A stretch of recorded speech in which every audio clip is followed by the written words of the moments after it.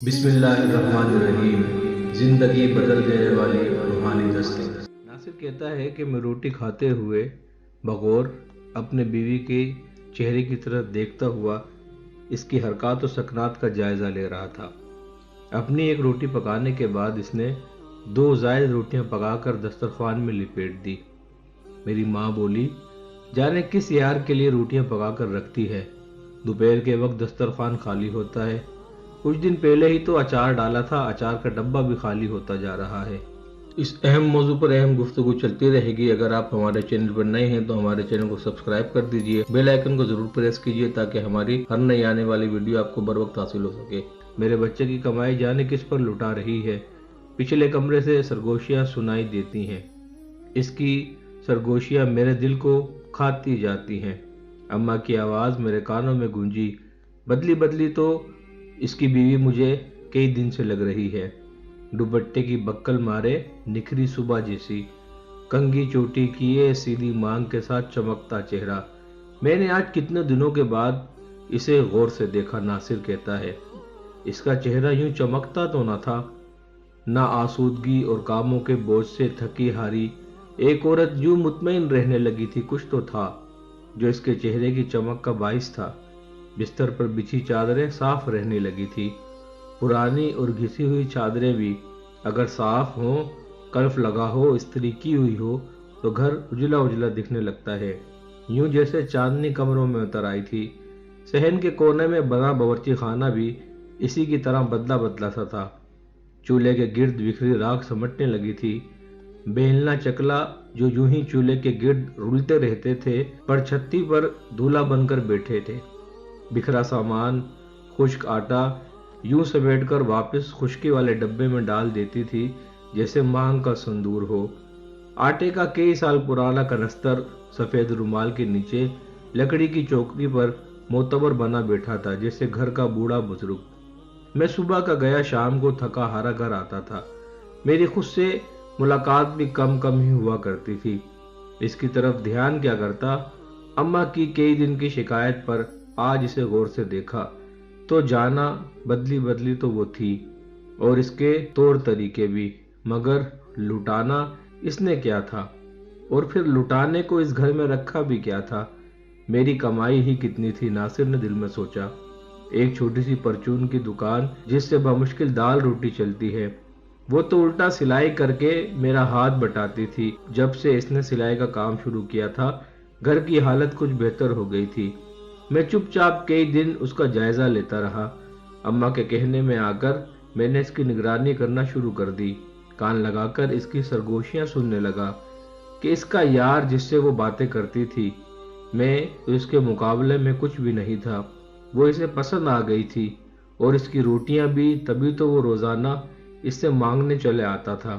اس کی سرگوشیوں نے میرے دل کو بھی کھانا شروع کر دیا۔ میرا دل میری آنکھوں کے راستے رسنے لگا۔ اس کا ذائقہ میٹھے آم جیسا تھا۔ وہ کہہ رہی تھی، استانی جی سے سلائی کا کام لینے گئی تو وہ ہر وقت تیری ہی باتیں کرتی ہے، جانے تو نے کیا گھول کر پلا دیا ہے انہیں۔ ہر بات تیری تجھ سے شروع اور تجھ ہی پر ختم، ہر وقت تیریاں گلاں۔ لگتا ہے تو بہت پیار کرتا ہے ان سے۔ پیارا تو مجھے بھی ہے، سب سے زیادہ، حتیٰ کہ اپنے کاکے سے بھی زیادہ۔ استانی جی کہتی ہیں تو بھیس بدل کر ملنے چلا آتا ہے۔ دیکھ میں گھر ہر وقت صاف رکھتی ہوں، نہ جانے کب تو چلا آئے۔ ڈرتی ہوں یہ نہ ہو میں پہچان نہ پاؤں، اشارہ کر دینا، دیکھ مجھ سے بھول نہ ہو جائے، چوک نہ ہو جائے، تو کر دے گا نا اشارہ۔ اس کی یہ بات سن کر میرا چہرہ سرخ ہو گیا، مگر دم سادے میں سنتا رہا۔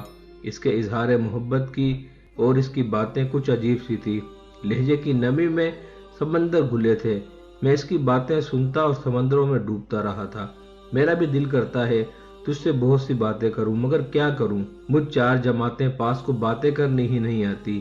ایک بات تجھے ضرور کہنی ہے، میں نے بیاہ سے پہلے روٹی سے زیادہ بھوک کھائی ہے۔ جب سے بیاہ کر اس گھر میں آئی ہوں، بھوک سے زیادہ جان چھوٹ گئی ہے۔ بھوک پیٹ کی درد اور درد ذات سے بھی ظالم تھی، مجھ سے برداشت نہ ہوتی تھی۔ تیرے نائب نے مجھے ایک دن بھی بھوکا نہیں رکھا، میں کس طرح تیرا شکریہ ادا کروں۔ 3 وقت کی روٹی کتنی بڑی نعمت ہے، یہ مجھ فاقوں کی ماری سے زیادہ کون جانتا ہے۔